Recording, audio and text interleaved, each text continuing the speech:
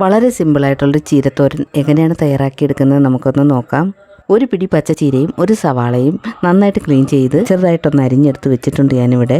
അടുത്തതായിട്ട് ഒരു കടായി സ്റ്റവിലേക്ക് വെച്ച് ചൂടായി വരുമ്പോൾ ഇതിലേക്ക് 1 ടേബിൾ സ്പൂൺ അളവിൽ വെളിച്ചെണ്ണ ഒഴിച്ചു കൊടുക്കാം. വെളിച്ചെണ്ണ നന്നായിട്ട് ചൂടായി വന്നിട്ടുണ്ട്. ഇതിലേക്ക് 1 ടീസ്പൂൺ അളവിൽ കടുക് ഇട്ട് കൊടുക്കുക.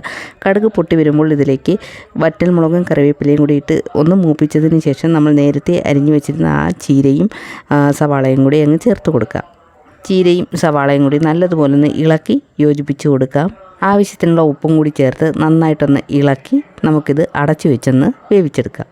തീ ഒരുപാടങ്ങ് കൂടി പോകണ്ട, മീഡിയം ഫ്ലെയിമിലിട്ട് നമുക്കിത് വേവിച്ചെടുക്കാവുന്നതാണ്. ഞാനിതിന് ആവശ്യമായിട്ടുള്ള ഉപ്പ് ചേർത്ത് കൊടുക്കുകയാണ്.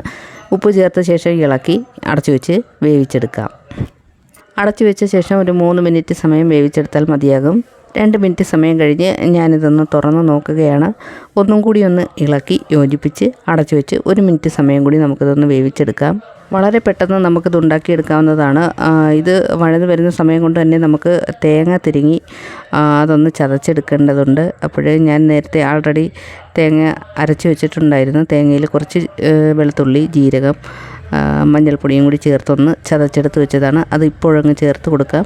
അരപ്പ് ഈ ചീരയിൽ എല്ലായിടത്തും ഒരുപോലെ ആവുന്നത് വരെ നമുക്കിതൊന്ന് ഇളക്കി കൊടുക്കാം. നമ്മുടെ രുചികരമായ ചീരത്തോരൻ ഇവിടെ റെഡിയായിട്ടുണ്ട്. വളരെ എളുപ്പത്തിൽ തയ്യാറാക്കിയെടുക്കാൻ പറ്റുന്നതാണ്. അപ്പോഴെല്ലാവരും ട്രൈ ചെയ്ത് നോക്കുക. വീഡിയോ ഇഷ്ടമായെങ്കിൽ ലൈക്ക് ചെയ്ത്, ഷെയർ ചെയ്ത്, സബ്സ്ക്രൈബ് ചെയ്ത് നിങ്ങളുടെ വിലയേറിയ അഭിപ്രായം കൂടി രേഖപ്പെടുത്താൻ മറന്നു പോകരുത്. Thanks for watching.